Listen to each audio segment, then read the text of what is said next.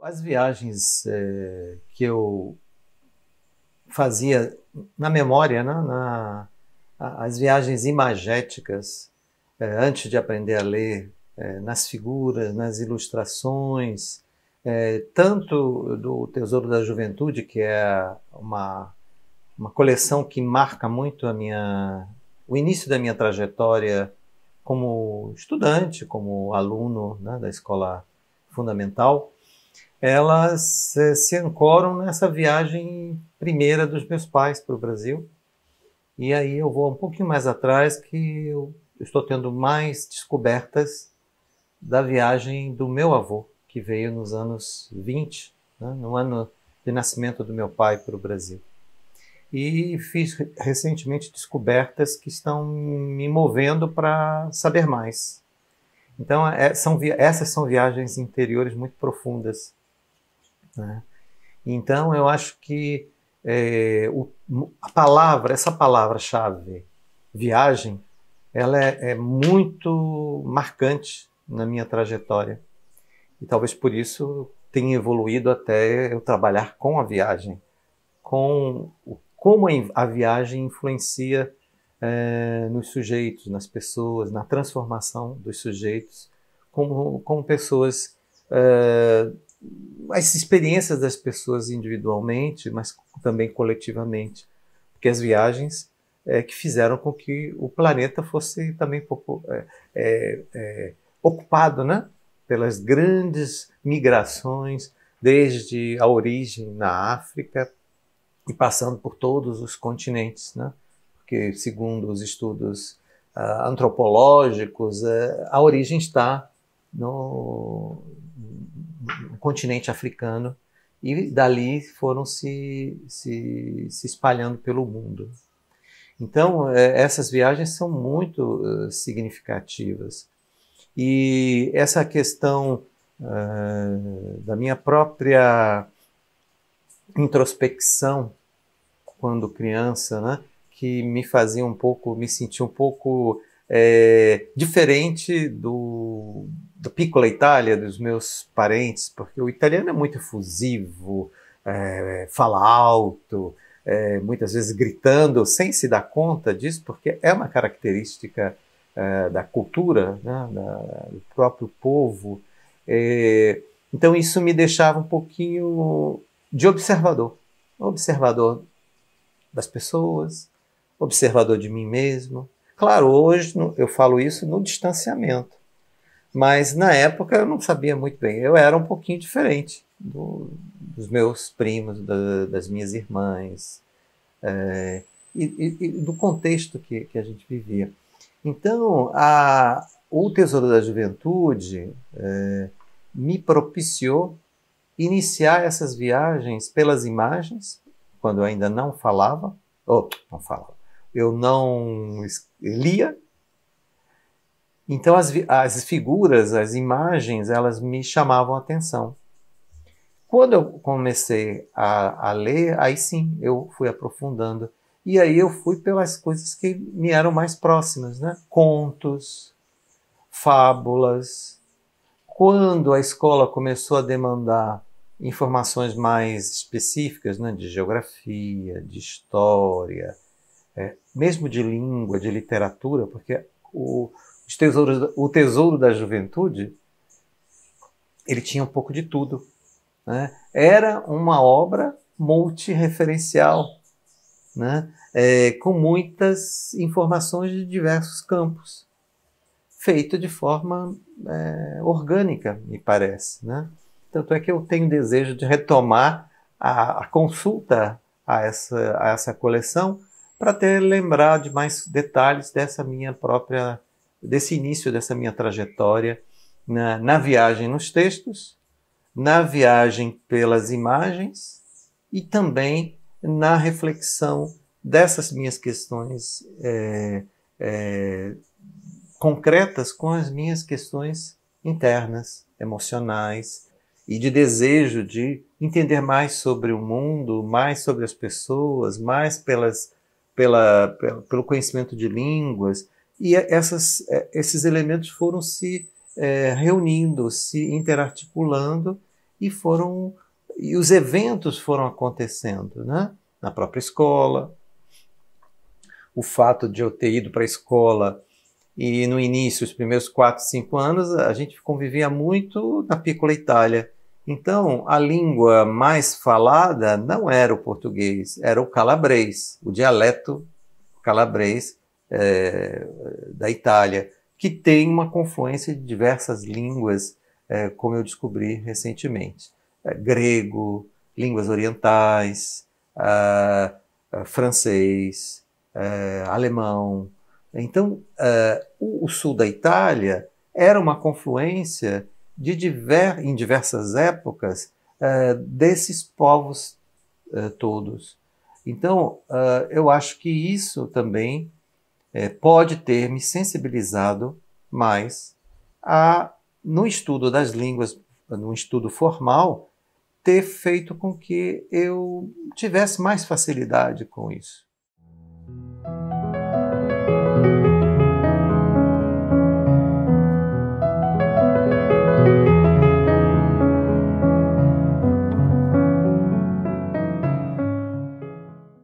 Lá pelos meus 18, 20 anos, que eu já me percebia que eu queria saber mais sobre mim e sobre o meu contexto, que eu comecei a ler alguma coisa de filosofia oriental. A própria perspectiva de uma família católica, apostólica, romana, isso já não condizia muito com o meu pensamento. Então eu comecei, eu preciso entender mais. Então eu comecei a me interessar por outras questões. E aí, pouco a pouco, foram surgindo leituras, né? E eu acho que isso começou mesmo a se intensificar lá pelos 22, 25 anos, porque aí eu conheci pessoas de diversas perspectivas diferentes, e aí sim eu acho que eu começo a falar, vou ler um pouquinho disso, vou ler um pouquinho mais disso. Quando eu fui estudar filosofia da educação na universidade, para complementar os meus estudos de língua e literatura francesa, eu acho que aí deu algum clique específico.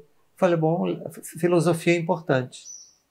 Então vamos lá, vamos aprofundar. Então eu comecei a entender melhor e ancorar o estudo de filosofia da educação com os próprios filósofos franceses que a gente estudava no curso da Aliança Francesa, vinculada à Universidade de Nancy, na França. Então eu fui estudar, efetivamente, na fonte, os filósofos, né? Montesquieu e os demais que seguiram, Descartes, né? Então, Descartes, sobretudo, me vem à memória, ele trabalha no discurso do método.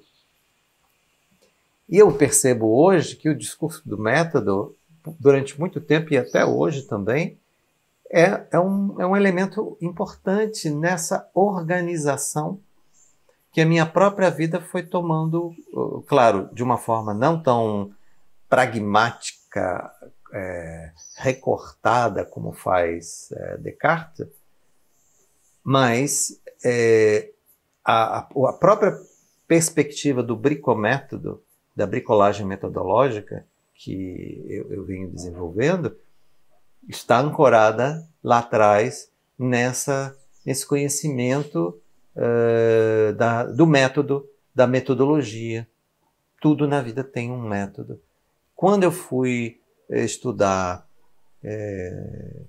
administração, eu tive um professor de iniciação científica também, cujo livro eu uso até hoje, né? São quase 40 anos, né? Isso, exatamente, quase 40 anos. Ele me deu esse lastro de entender que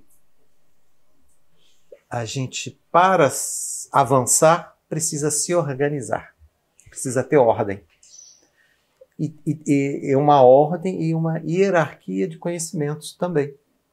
Então, eu acho que são tantas coisas que confluem nesse processo, Mas eu vejo esse processo como uma grande viagem, né? Que começa lá atrás, na própria viagem do meu avô, depois dos meus pais, dos meus tios, e no meu nascimento, na compreensão que eu, fazendo parte dessa trajetória, eu também tinha um caminho a seguir, e que venho seguindo, né, nessas diferentes etapas.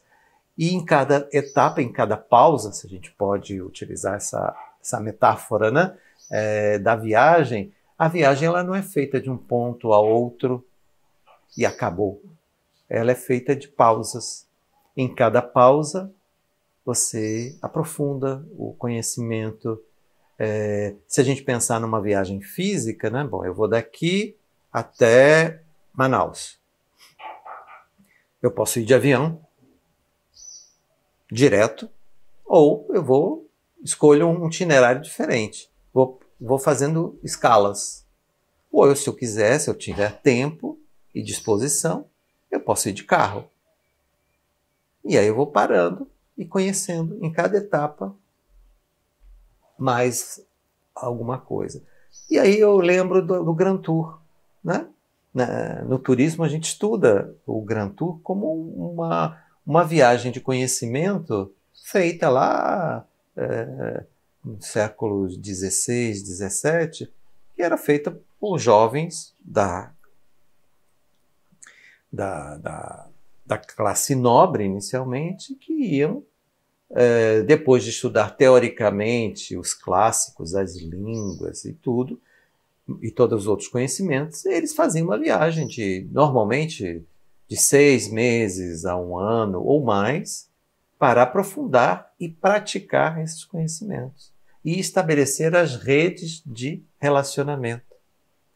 Então, a gente percebe que a viagem ela é a linha condutora da difusão do conhecimento e das transformações das pessoas, né? Então, eu considero, por isso que nos meus estudos, sobretudo nesses últimos 20 anos, a viagem ela é fundamental e até uma expressão, né, vem sendo cunhada, né, a educação pelas viagens. Então, essa é uma expressão que me conduz também bastante. E além dessa viagem externa, entre pontos, né, entre um ponto de partida e um ponto de chegada, acontece ao mesmo tempo as viagens internas. Porque a gente não faz uma viagem só por dizer que fez a viagem. Você vai por algum motivo. Pode ser só um motivo de conhecer os pontos já divulgados pela mídia ou por um desejo de conhecer aquilo que os seus amigos conheceram, mas ela provoca mergulhos internos, porque sempre há memórias que vão vir.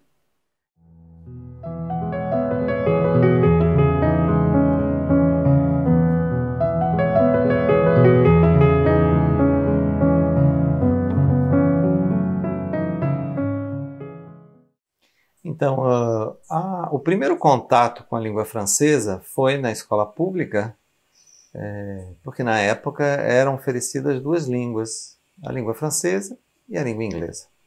Nos anos 60, a gente pensava mais na língua inglesa, pela influência norte-americana no país, etc. E era dada a opção. Eu optei pelo inglês, só que eles dividiram a turma em 2 partes.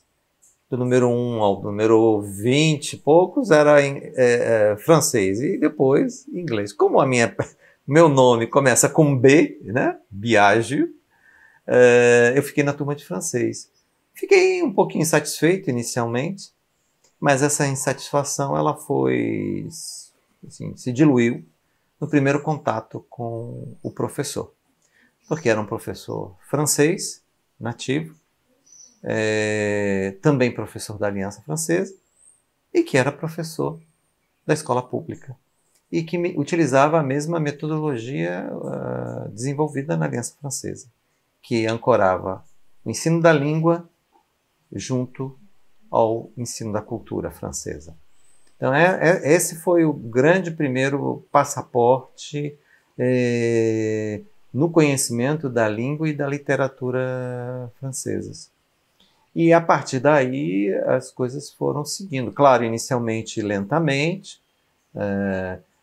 Depois desse professor no primeiro ano, tive um outro professor no segundo, que era mais estruturalista, então a gente estudava muito verbo. Então era um livro de 300 páginas só de verbo, e eu acho que eu fiquei craque em conjugação verbal francesa nesse período. Depois tive um outro que misturava as duas coisas, até que eu acho que foi na quarta série, nem lembro mais como era a divisão, a gente estudava um pouquinho além da língua, né? Aí, quando eu concluí o ensino fundamental, eu falei, bom, eu quero continuar. Como é que eu faço? Aí eu fui procurar saber.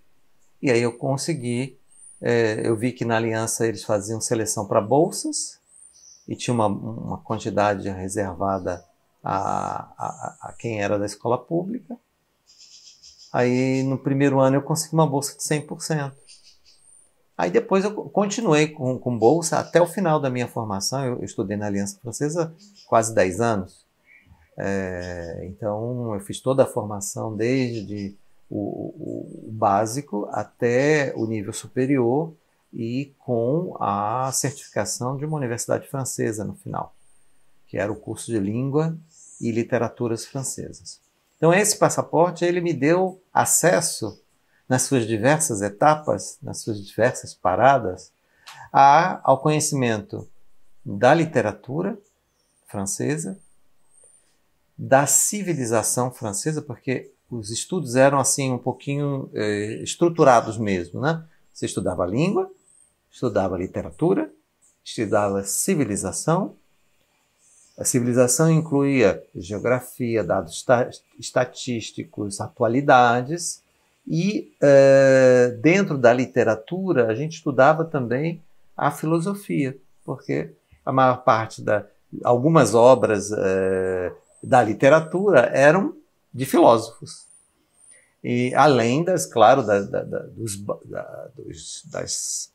dos romances fundamentais da cultura francesa, né?